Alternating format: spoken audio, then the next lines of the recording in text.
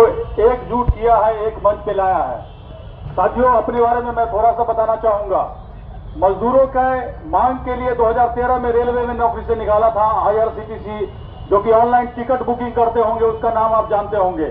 उस समय हमारे जो कर्मचारी थे, वहां पे कोई यूनियन नहीं था, इसलिए काफी डरते थे। लेकिन नौकरी से निकाले जाने के बाद हमने वहां यूनियन खड़ा किया और लगातार हम लड़ रहे हैं। और लड़ने का नतीजा ये निकला कि अभी CGIT, जो कि आपका राहुल रेवेन्यू में है, जिसको कि आप लेबर कोर्ट कहते हैं, सेंट्रल का लेबर कोर्ट है, उसने हमको IRCTC का कर्मचारी मान लिया, जबकि आप ही लोग के जैसा हमको रखा था।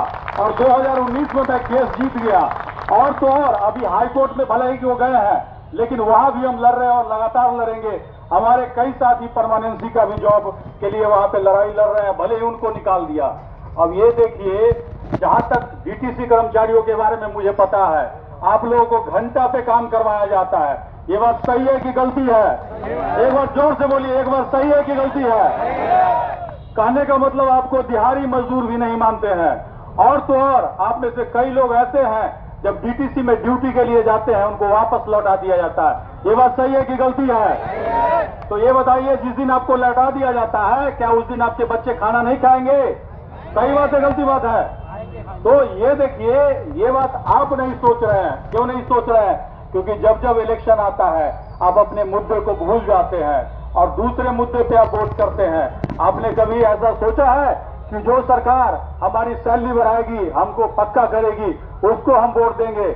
मुझे नहीं लगता है किसी ने वोट देते समय ये बात को सोचा होगा।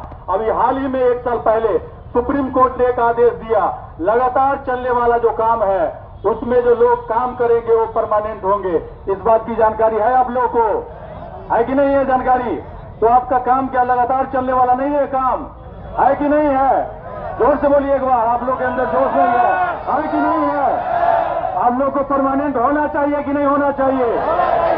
दोस्तों, एक बात बता दूं, आपके साथ ही जो सरकारी ड्राइवर कंडक्टर हैं, सरकारी है कि नहीं है?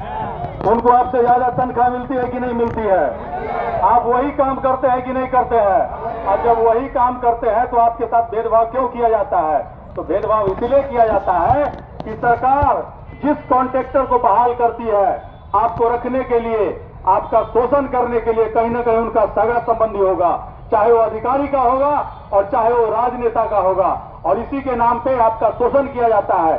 क्योंकि सरकार कभी भी आप जो गाड़ी चलाते हैं, उसके पेट्रोल में, उसके बैटरी में, उसके दाम में मनमानी नहीं कर सकती है। तो मनमानी करने के लिए जो ठेकेदार है, वो किसमें करेगा?